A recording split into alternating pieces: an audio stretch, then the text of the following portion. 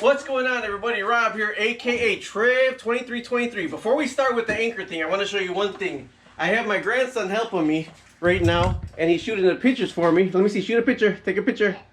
Hold it, hold it, hold it. All right. And I have him helping me because every time I shoot YouTube videos, he wants to shoot the video also. And he wants to shoot the video with me also, so I have my assistant come in to help me. But today we're unboxing from Bass Pro Shops, actually from Cabela's, the Fluke Style Anchor Kit. I'm hoping everything is together because it got the anchor, the rod, and the rope. So this is the kit, this is how it comes. It's like 89 bucks, but it's everything together for up to a 24-foot boat. So let me show you this right here. You got all the different styles of boat right there on it, but it's up to a 24-foot boat. We got a 16-foot boat, so it should help. You can take another picture.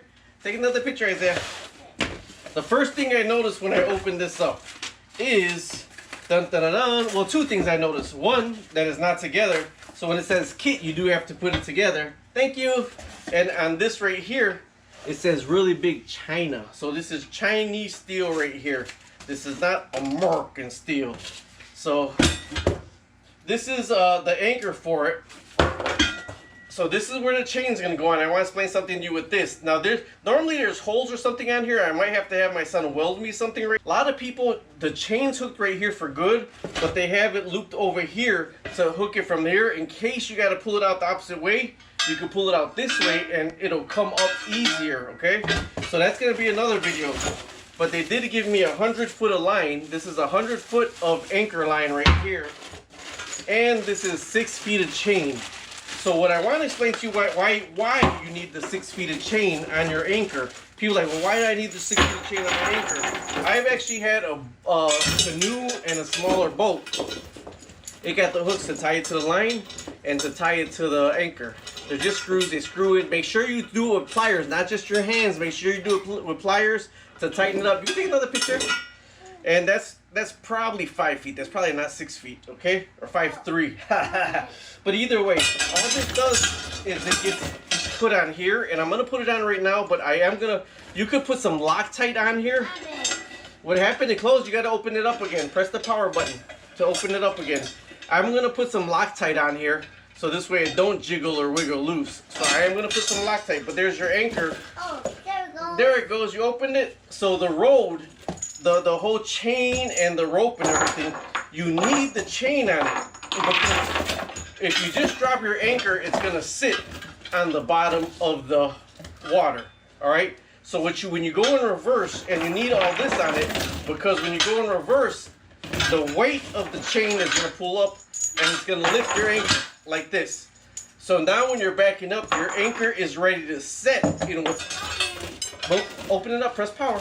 But you need the chain, because when your anchor sits on the bottom and you pull to back up, the chain is going to sit down and weigh the anchor down in place, okay?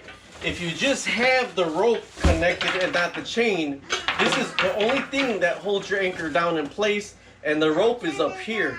So you do need the chain to actually hold it down as part of the system to hold it in place. The reason why you need this chain, and you do need the chain, check out the size for your boat, is because it's part of the set. You see how this is lower?